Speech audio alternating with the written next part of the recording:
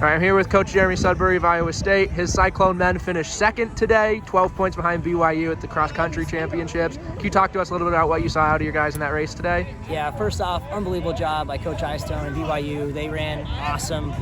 We always felt like this race was going to be kind of a catch-me-if-you-can type scenario, whether it was Oklahoma State, BYU, or Arkansas. We knew we were going to be down early and have to try to catch them at the end. It played out like that, and we just came up a little short. But overall, really happy, pleased with how the guys ran.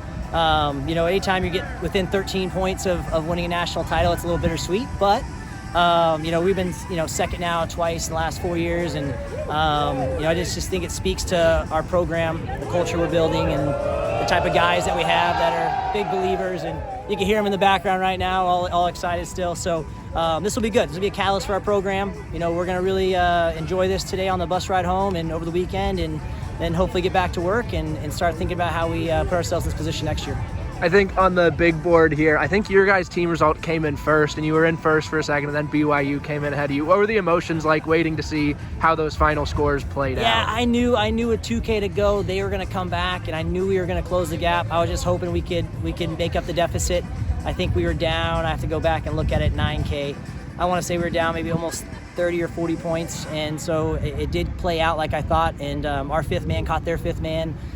So it was definitely one of those situations where beforehand I had talked about our top four, and if our top four could break up their top four, it would come down to the fifth man. And so yeah, I mean, it was, for a brief second there, I was like, oh my gosh, did we do it? But unfortunately the BYU guy was right behind us, and so it repopulated the scores and it changed there at the end. So but hey, nonetheless, runner up, and something we can really I think be excited about for the future.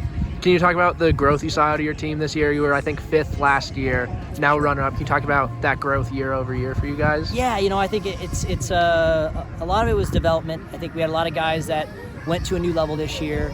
Saeed Machal being top 10, and he was a guy that ran really well last year in the regular season, but just kind of faltered at the national meet. So seeing him be able to put together a whole race and do it at the biggest moment when it counted was incredible.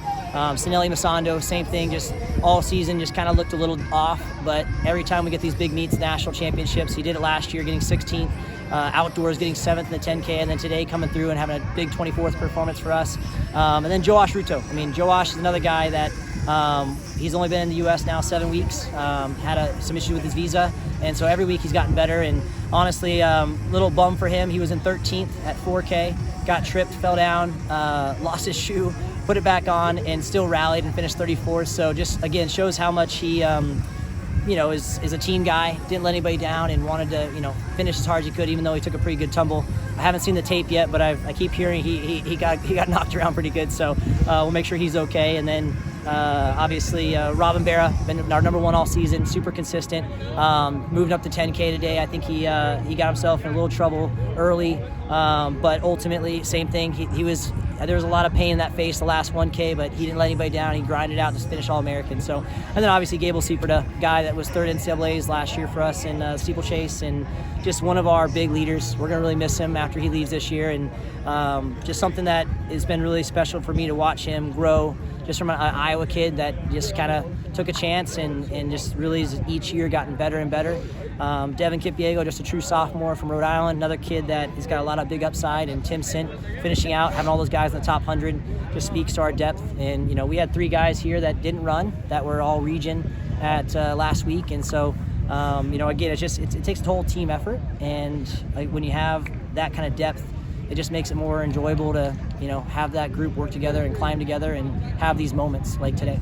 Great showing from the men's team. You also had an individual qualifier on the women's side. Can you talk a little bit about her race today? Yeah, Mael was awesome. She I think she moved a little aggressive. I have to talk to Coach Wallace and her and see exactly how that played out. But I think she got really excited and made a big move into 4K, and I think it cost her a little bit. But we always say it's super hard as an individual to come on your own and not have that team experience. But for her to do what she did all season, just really consistent.